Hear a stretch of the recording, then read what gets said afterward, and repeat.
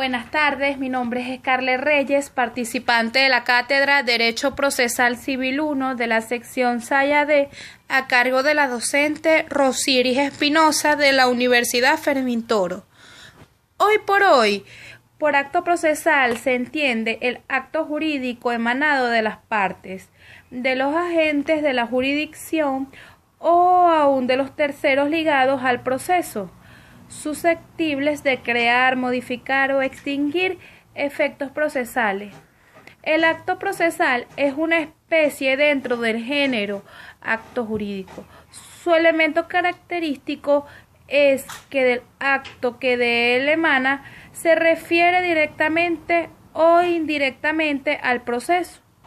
Ahora bien, los mismos se clasifican en hechos y actos procesales. En este sentido se entiende por hechos procesales aquellos acaecimientos de la vida que proyectan sus efectos sobre el proceso. Así, la pérdida de la capacidad de una de las partes, la amnesia de un testigo, la destrucción involuntaria de una o más piezas del proceso escrito, son hechos jurídicos procesales. Por tanto, cuando los hechos aparecen dominados por una voluntad jurídica idónea para crear, modificar o extinguir derechos procesales, se denominan actos procesales. Así, la presentación de la demanda, la notificación del demandado, la declaración de un testigo, la suscripción de la sentencia por el juez son actos jurídicos procesales. Existen distintos tipos. Actos del tribunal. Por tales se entiende todos aquellos actos emanados de los agentes de la jurisdicción, entendiendo por tales no son los jueces, sino también a sus colaboradores. Acto de las partes. Por tales se entiende aquellos actos que el actor y el demandado y eventualmente el tercero litigante realizan el curso del proceso. Acto de los terceros. Por lo tal se entiende aquellos que sin emanar de los agentes de la jurisdicción ni de las partes litigantes proyectan sus efectos sobre el proceso. Ejemplo, la declaración de un testigo, el informe del perito entre otros. Actos del tribunal son actos de los agentes de la jurisdicción.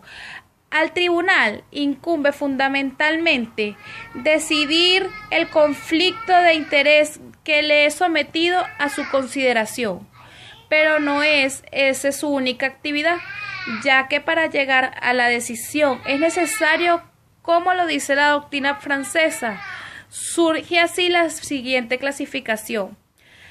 Acto de decisión. Por tales se entiende las providencias judiciales dirigidas a resolver el proceso, su incidencia o asegurar el curso procesal.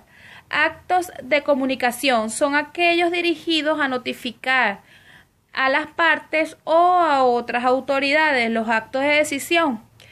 Actos de documentación son aquellos dirigidos a representar mediante documentos escritos los actos procesales de las partes del tribunal o de los terceros. Debe distinguirse según se pasa a demostrar el acto documental y el documento.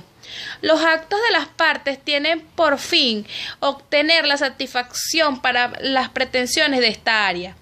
Por las mismas razones por las cuales no toda la actividad de las partes es actividad del tribunal, es actividad de decisión.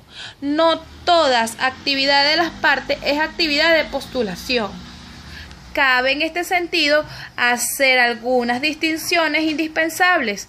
Corresponde distinguir entre actos de obtención y actos dispositivos. Los primeros tienden a lograr del tribunal la satisfacción de la pretensión hecha valer en el proceso.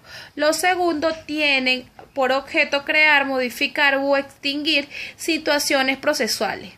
Una subclasificación y las debidas aclaraciones permitirán ver mejor el alcance de estos conceptos. Entre los actos de obtención cabe distinguir actos de petición, o sea, aquellos que tienen por objeto determinar el contenido de una pretensión. Esta puede referirse a lo principal del asunto, o a un detalle del procedimiento. ya sea admisión de un escrito o rechazo de una prueba. Los actos de afirmación se trata de aquellas proposiciones formuladas a lo largo del proceso, dirigidas a deparar al tribunal el conocimiento requerido por el petitorio. Estas afirmaciones se refieren tanto a los hechos como al derecho. También se acostumbran a clasificar estas proposiciones en participaciones de conocimiento, o sea, el saber jurídico, o participaciones de voluntad, que es el querer jurídico. Actos de prueba se trata de la incorporación al proceso de objeto, o sea, el documento o relato que las declaraciones reconstruidas en el proceso escrito mediante actas idóneas para crear en el tribunal la persuasión de la exactitud de las afirmaciones. Los actos dispositivos se refieren al derecho material cuestionado del proceso, o a los derechos procesales particulares. Las disposiciones del derecho existen mediante el allanamiento. Se trata del acto de disposición del demandado mediante el cual éste se somete lisa y llanamente a la pretensión del actor. El allanamiento comprende el reconocimiento de la verdad de los hechos y del derecho evocado por el adversario. Desinimiento se trata de la renuncia del actor al proceso promovido o del demandado a la recompensión. La transacción, examinada desde el punto de vista estrictamente procesal. La transacción es una doble renuncia o desistimiento. El actor desiste de la pretensión y del demandado de renuncia a la renuncia del derecho a tener una sentencia. Este acto dispositivo procesal corresponde a un contrato análogo de derecho material en el cual ambas partes, haciendo recíproca concesiones, dirime su conflicto ante una autocomposición. En otra se refiere a los deberes administrativos de los magistrados y los colaboradores. Así, por ejemplo, el deber de residir en el lugar donde se presta el servicio, de asistir diariamente a sus labores. Deber, obligación y cargo para realizar actos procesales diversos. Jurídico. Los imperativos jurídicos se clasifican en deberes, obligaciones y cargas. Los imperativos aparecen en todas las esferas del orden jurídico. Los deberes están previstos en el interés de la comunidad. Las obligaciones están previstas en el interés del acreedor. Las cargas están previstas en el interés de la persona que realice el acto. Los tres imperativos tienen sus características definidas en el proceso. Deberes procesales. Estos se refieren a todas las personas que intervienen en el proceso y tienen como objeto la correcta realización del proceso, o sea, que el interés colectivo está por encima del interés individual del litigante. Estos deberes se refieren a las partes. Deben actuar con probidad y decir la verdad. Por ello, el litigante no debe desconocer un documento privado sabiendo que fue suscrito por su representado. No debe hacer transcripciones obviando palabras o frases del texto para que lo planteado en la cita tenga un sentido distinto. Otras veces, el deber está referido a su funcionario. El juez y el secretario deben cumplir un horario de trabajo de lunes a viernes. 8 horas diarias de acuerdo a las horas de audiencia o despacho administrativo fijadas en el cartel. El juez debe sentenciar sin dilaciones indebidas.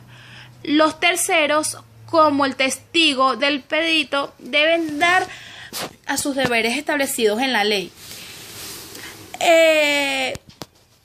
El incumplimiento de estos deberes, de acuerdo al artículo 830, es objeto de sanciones. En estos casos, el incumplimiento del deber se convierte en una obligación de la parte. La artimaña procesal puede encuadrar en alguno de los supuestos de estafa u otro fraude, y la víctima también tiene derecho a reparación del daño. El dolo procesal, en un sentido amplio, tiene diversas vertientes: el fraude y la colusión, la simulación y el abuso de derecho y la prevaricación. Teoría de los actos procesales. La noción general. Para el ámbito del proceso es válido la manera de establecer la diferencia entre el acto y el hecho, a través de lo que denominamos voluntad.